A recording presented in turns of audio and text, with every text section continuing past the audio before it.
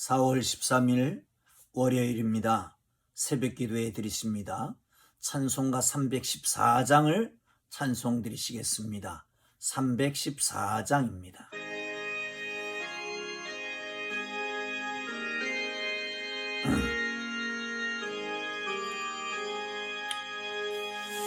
내 구주 예수를 더욱 사랑 엎드려 비는 말 들으소서. 내 진정 소원이 내 구주 예수를 더욱 사랑 더욱 사랑. 이전엔 세상 나 기뻤어도 지금 내 기쁨은 오직 예수. 다만 내 비는 말 내 구주 예수를 더욱 사랑 더욱 사랑. 이 세상 떠날 때 찬양하고 숨질 때 하는 말 이것일세. 다만 내 비는 말 내 구주 예수를 더욱 사랑 더욱 사랑.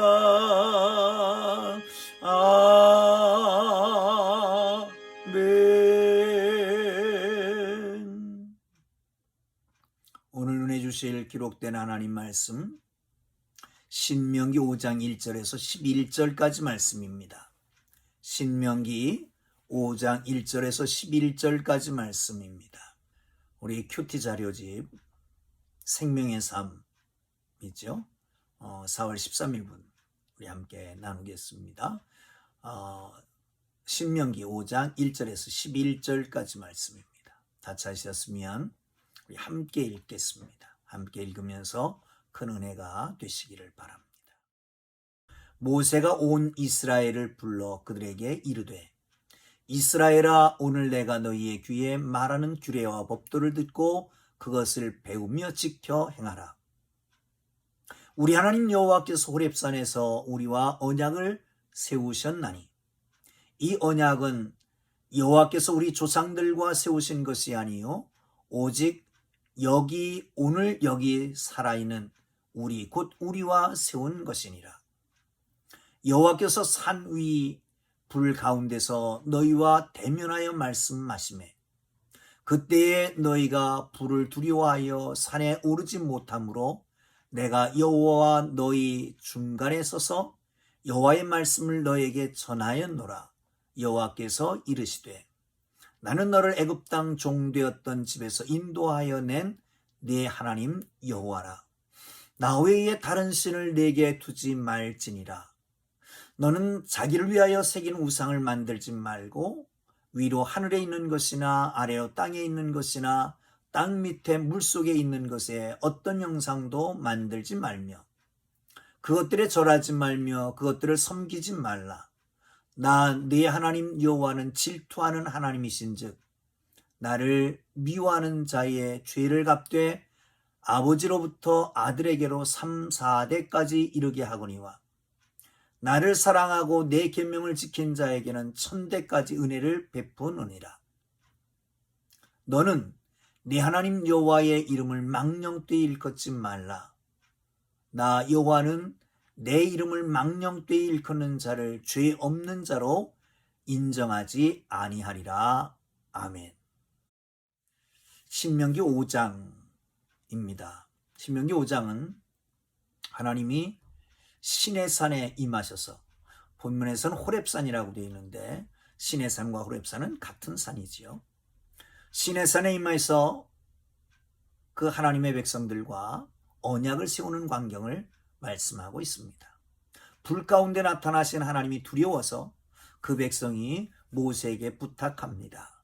당신이 가서 그 말씀을 듣고 우리에게 전해라. 그러면 우리가 그 말씀을 지키겠노라.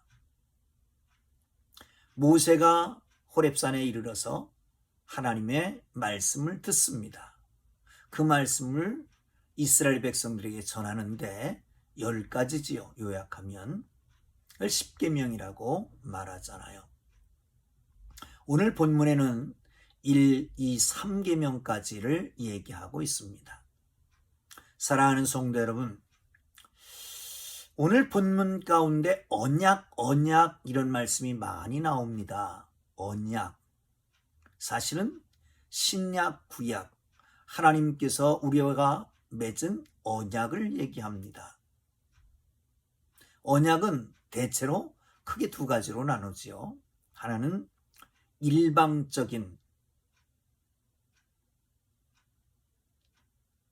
언약입니다.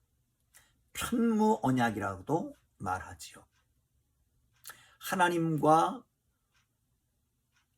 아브라함과의 맺은 언약이 대표적인 언약입니다.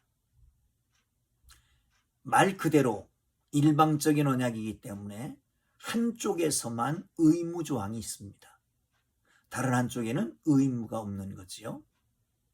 아브라함과 동시대에 있었던 히타이트족이라고 하는 족속이 있는데 그 족속의 토빈 문서 가운데 보면 그런 것이 있다고 그럽니다.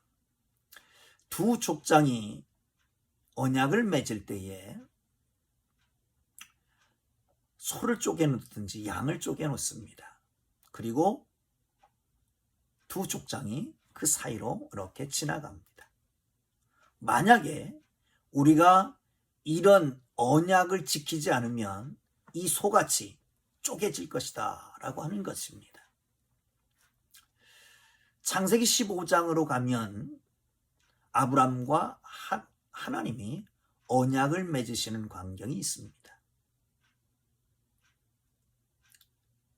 재물을 쪼개놓고 그리고 하나님의 불이 임하기를 기다립니다. 저녁 때가 됐습니다. 해가 뉘엿뉘엿질 즈음에 되어서 쪼갠 고기 사이로 회가 지나가셨다라고 하는 기록이 있습니다. 15장 17절입니다. 쌍방 아브람과 하나님이 함께 언약을 세운 것이라면 같이 지나갔어야 맞습니다. 그런데 하나님만 지나가신 겁니다. 편무적인 언약입니다. 일방적인 언약입니다. 하나님 편에서만 의무조항이 있는 것이고 아브람 편에서는 어떤 것도 의무조항이 없습니다. 하나님이 약속하신 것을 그대로 이루어 가시는 겁니다. 하나님은 이런 약속을 하십니다. 땅을 기업으로 줄 것이다. 너는 복의 근원이 될 것이다. 너를 축복하는 자에겐 축복하고 저주하는 자에겐 저주할 것이다. 내 자손을 창대케 하리라. 이 언약은 하나님께서 아브라함이 옳으냐 그르냐, 죄를 졌느냐 말하느냐, 의무조항을 이행했느냐 이행하지 않았느냐 상관없이 하나님이 이루어 가시는 것입니다. 이게 일방적인 언약입니다. 편무적인 언약이에요. 또한 쌍방의 언약이 있습니다. 쌍방의 언약, 쌍무 언약이라고 또 말하지요. 같이 책임과 의무가 있는 것입니다. 대표적인 것이 시내산 계약입니다. 시내산에서 하나님께서 이스라엘을 부르십니다. 그리고 말씀하십니다. 나는 너희를 애굽 땅 종되었던 곳에서 인도해낸 여호와다. 그러므로 이런 10계명을 비롯한 계명을 지켜라. 그러면 복을 줄 것이다. 그렇지 않으면 저주가 임할 것이다 라고 하는 겁니다. 언약은 그래서 대대손손 이어가면서 보수 내지는 지속해서 지켜야 됩니다. 배워야 되고요. 그것을 지켜야 될 책임이 있습니다. 순종해야 될 책임이 있습니다. 그러면 거기에 축복이 있는 겁니다. 하나님의 말씀, 언약, 이것은 사실은 묵상하면서부터 복이 됩니다. 하나님의 말씀 묵상하는 것은 그 가운데 어떤 내용의 말씀이 있는 것을 마음에 새기고 그리고 그 말씀대로 행함으로 말미암아서 복이 되는 거죠. 사실 그 말씀 자체를 묵상하면서 그게 복이 된다고 말합니다. 복 있는 사람은 여호와의 말씀을 주야로 묵상하는 자로다. 이는 시냇가에 심은 나무처럼 잎이 시들지 아니하며 때를 따라 열매를 맺히게 된다라고 성경에서도 말합니다. 사랑하는 성도 여러분, 말씀을 묵상하고 말씀대로 행하고 그 언약을 지킴으로 하나님께서 약속하신 그 놀라운 약속들을 우리의 삶 속에 굳대로 구체화되고 이루어지고 현실화되어서 하나님의 축복을 누리기를 주님의 이름으로 축원합니다. 첫 번째부터 세 번째 계명이 등장합니다. 첫 번째는 1번, 2번을 함께 1계명, 2계명을 함께 묶으면 하나님만 섬기라고 하는 거지요. 한번 7절을 보실까요? 7절에는 이렇게 말씀합니다. 나 외에 다른 신을 내게 두지 말지니라. 8절에서는 너는 자기를 위하여 새긴 우상을 만들지 말라 라고 말씀합니다. 여러분, 애굽 땅에서 400년 동안 살았던 거 아시잖아요. 나오면서 10가지 재앙을 퍼붓습니다. 그런데 10가지 재앙은 애굽 사람들이 섬겼던 신들에 대한 재앙입니다. 애굽 사람들이 섬겼던 그 신들이 아무것도 아니다. 오로지 이 땅에는 여호와 한 분만 온전한 신이다라고 하는 것을 보여주기 위해서 10가지 재앙을 퍼붓는 것이었습니다. 사랑하는 성도 여러분, 주위에 애굽에 살면서 보면 애굽뿐만 아니라 주위의 모든 나라들이 여러 신들을 섬기고 있었거든요.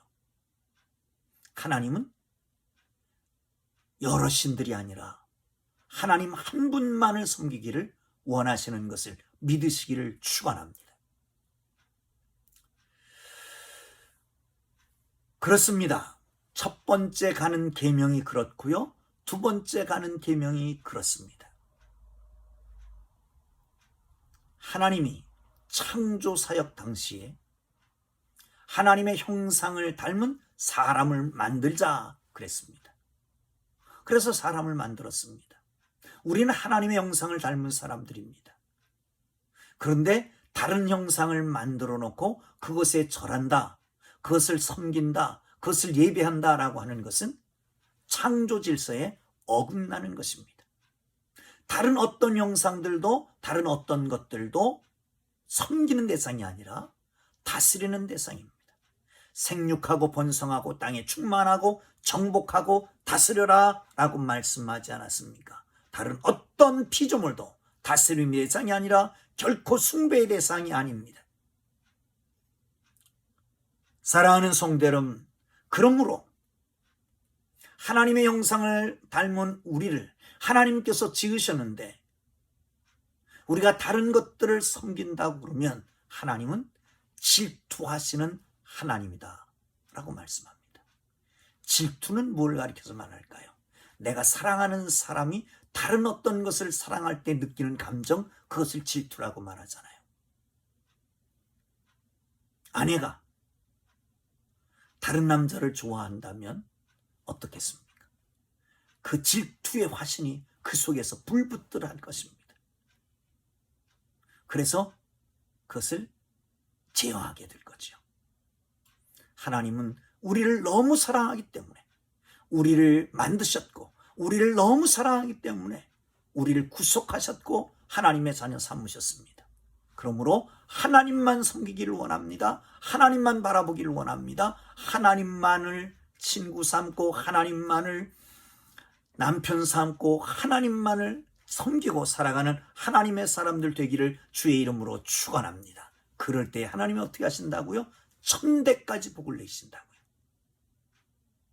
하나님께서 주신 은혜로 여러분의 가정이 자자손손 믿음의 명문가를 이루어 하나님이 주시는 복이 임하기를 주의 이름으로 축원합니다. 마지막 세 번째 계명은 무엇일까요? 여호와 이름을 망령되이 일컫지 말라라고 하는 것입니다. 11절을 보시죠. 너는 네 하나님 여호와의 이름을 망령되이 일컫지 말라. 나 여호와는 내 이름을 망령되이 일컫는 자를 죄 없는 줄로 인정하지 아니하리라. 아멘. 우리가 하나님을 섬길 때 어떻게 섬깁니까? 하나님은 자기의 이익을 위하여서 함부로 이용하지 말라고 말씀합니다. 사람들은 자기의 욕심을 이루기 위해서 그때 우상을 찾습니다. 자기 소원을 이루는 것에 모든 것이 관심이 집중되어 있습니다. 우상에게 정성을 기울이고 절을 하고 자신의 소원을 이루어지고 그럴 때 그러기만 기다립니다. 그리고는 끝입니다. 만일 우리가 우상을 대하는 그런 마음으로 하나님을 대한다고 한다면 그것은 하나님 섬기는 게 아니라 우상을 섬기는 것과 똑같은 것입니다. 하나님을 믿습니까? 하나님의 소원에 초점을 맞추고 있습니까? 나의 욕심의 초점을 맞추고 있습니까? 정욕대로 구하는 것은 받지 못할 것입니다.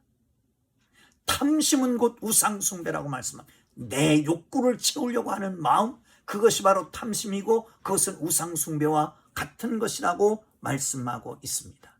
그렇다면 여러분, 우리가 하나님을 믿고 따르는 이유는 뭡니까?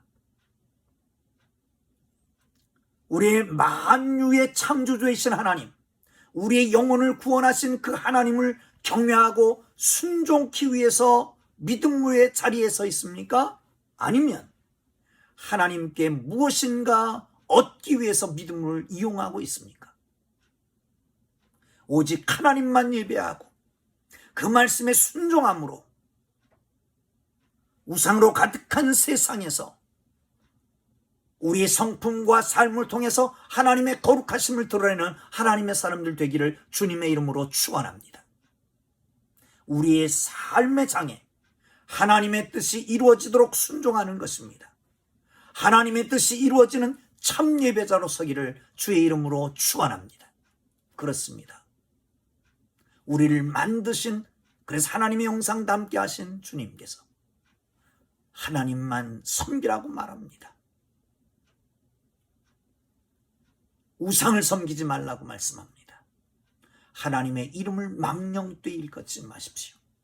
아무 때나 주의 이름을 부르지 말고 아무 때서나 주의 이름을 불러 합리화시키지 말고 하나님만을 섬기고 하나님만을 경배하고 하나님의 거룩한 성품이 이 땅에 우리의 성품을 통해서 드러나는 축복된 삶이 되기를 주의 이름으로 축원합니다.